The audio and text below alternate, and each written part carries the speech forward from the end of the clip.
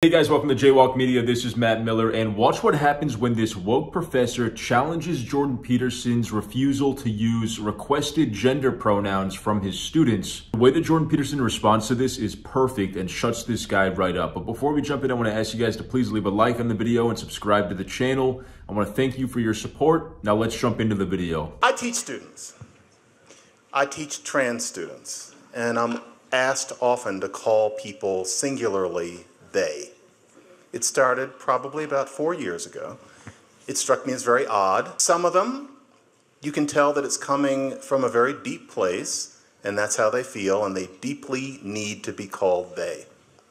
Some of them, my horse sense says that they're kind of enjoying giving me a certain shock, and that there's a certain theatrical aspect. It's my horse sense that there's a certain épate le bourgeois aspect to it. I kind of feel it, and I'm probably right. But I can't know.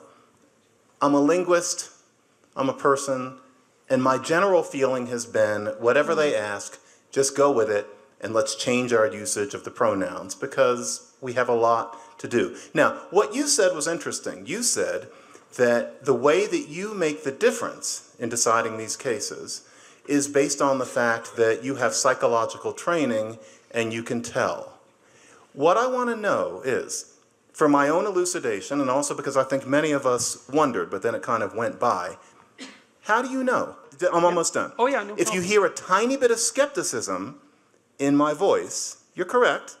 However, I am open to being convinced. Based on your training, which is immense, how would you know which students to discount as opposed to which ones to go along with? Okay, well, first of all, I wouldn't know, right, which is partly why your skepticism is justified.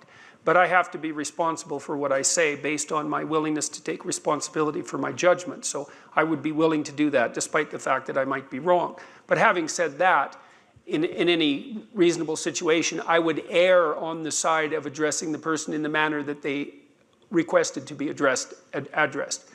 But that's not the issue for me. The issue is now I'm compelled by law to do so. It's like, no, not doing it, not now, because it's compelled by law. So that's the end of the game as far as I'm concerned. I had lots of reasons for rejecting the legislation, but it had nothing to do with it. About how your psychological training would make the difference. That's very interesting. We're talking about expertise here, and my ears pricked up when you talked about how there is a way of thinking that would allow us to decide. I know some of my students... No, there's a way of thinking that would allow me to decide for me. No, us to decide for us. Surely you have a larger mission than just what's going on in your own head, and I mean that. No, I had a perfectly straightforward mission, which was there's no damn way I was going to say those words when I was compelled to by law. But that was my mission. You weren't trying to model for the rest of us a way of thinking. It was really only about you? No, well, it was about me and the law. I thought the lawmakers had gone too far. They'd stepped out of their appropriate territory into the domain of linguistic freedom.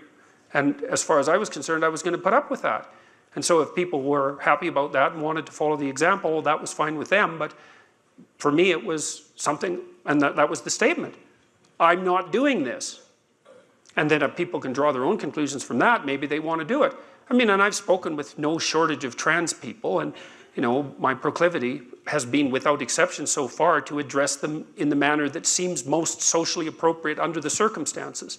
Now, you asked a specific question, which was, do I have special expertise that I might share with other people? You're doing Martin Luther, and I think that these issues are a little subtler than those. And so, well, what makes you think that you're doing the kids that are grandstanding any favors by going along with their manipulation? Because I can't decide which ones those are. Well, I just have my gut instincts, and that's not good enough. Look, fair enough. But you have a type 1 and type 2 error problem. So one error is that you don't call students what they deserve to be called. That's one error. And the other error is that you call students what they want to be called even though they don't deserve it. And so what you're trying to do optimally is to minimize both those errors. And to do that, you have to take a middle route. Now, what you've decided to do, and I'm not criticizing it, is you've decided to allow for the possibility 100% of one of those errors because you think it's a less significant error. And, you know, you might be right. But it's not like you're acting in an error-free manner. You've just decided to minimize one form of error at the expense of the other. Because I would say you're allowing, what would you call it, attention-seeking and somewhat narcissistic undergraduates to gain the upper hand over you in your class. First, I want to say that I think the first part of this guy's question was very interesting. He says that there's basically, he can tell that there's two groups of students who demand to be referred to by different pronouns or they, them pronouns.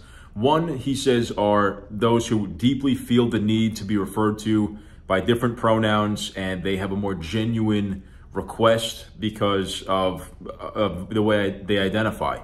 The other, he admits, some subset of these students are attention-seeking narcissists that basically just want to create a shock and say, you know, look, I'm different than everybody else. Look at me, I'm interesting, I'm shocking.